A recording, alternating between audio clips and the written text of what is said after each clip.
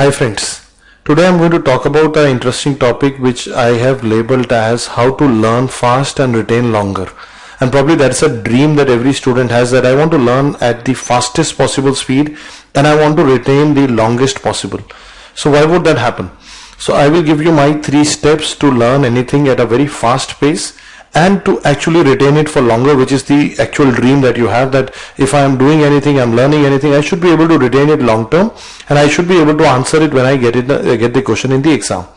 So the first step I want everybody to remember is slightly tricky, is that when you start learning something, or when you go into a classroom to learn something, or you're reading it from a book to learn something, start empty.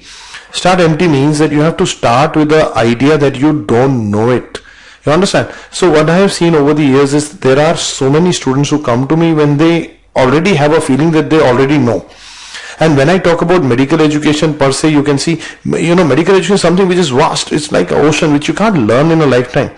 So when you have this pseudo belief that you already know, then the transmission or the learning from the teacher to the student, or from the book to the student, will not happen. So first thing is, please be empty when you are starting. Have that feeling that okay, I'm going to learn it today. Don't go with the prejudice that I already know this. Second thing that I want you to remember here is that whenever you start studying something, whenever you want to learn something, the second thing that you have to know is you have to cut out all the distractions. You can't be learning an important subject with a mobile phone on the side, having some distractions, some friends pinging you, somebody sending you a WhatsApp joke, and a TV playing on the background. So you have to cut out all the distractions. So now can you imagine, now you have a person who is now all ready to learn, to be fully mindfully present in that area with all distractions out of the picture. Then I have seen one of the limiting factor to learning is sometimes you believe that, sir, I cannot learn this. So I have to, I have, forcibly told this to many students over the, my own career as a teacher. I've said, now, you have to believe in your ability. We all have this infinite ability to learn things. That is what sets us apart from the entire animal kingdom, that we have this infinite ability to learn things. So you have to keep believing in your plasticity, in your brain, in your infinite ability, that I am able to learn, I will be able to learn. And that saying I can and I cannot makes a lot of difference.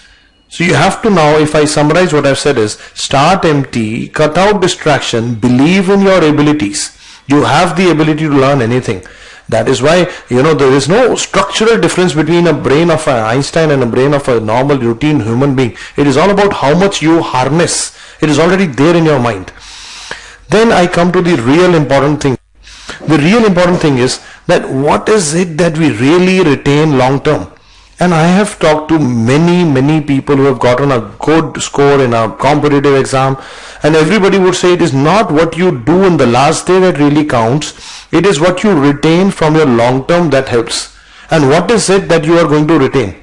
So I'm now going to break down things into 2 parts for you. One is information. Second is the thinking process behind it. For example, suppose you know that this is the drug that you use for a X ailment.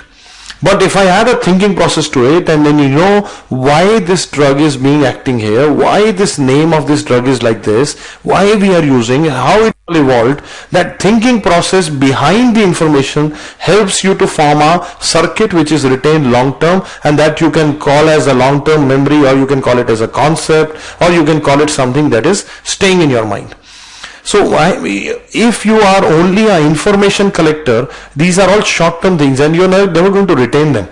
And in the end, what will happen is you might be studying very hard in looking at information, but you are not able to, you tell it when the examiner is asking you in the exam. So any information which is followed by a thinking process forms a long-term memory, and that is stays with you longer. And finally, who are the people who are the best learners? Have you ever thought about it? Who are the people who are the best learners? The best learners are children.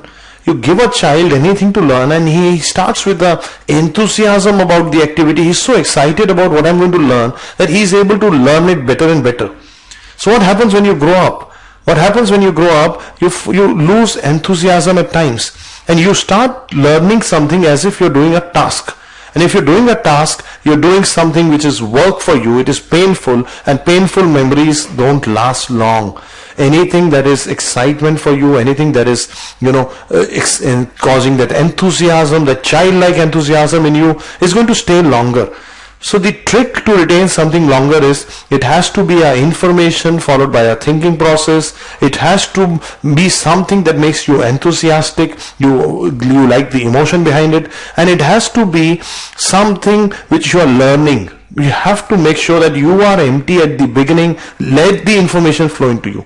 That is my mantra of learning fast, retaining longer, and that is the secret to success in any competitive exam. I hope you enjoyed this video. Do write back to me in the comment section, and I'll be happy to interact with you further. Thank you.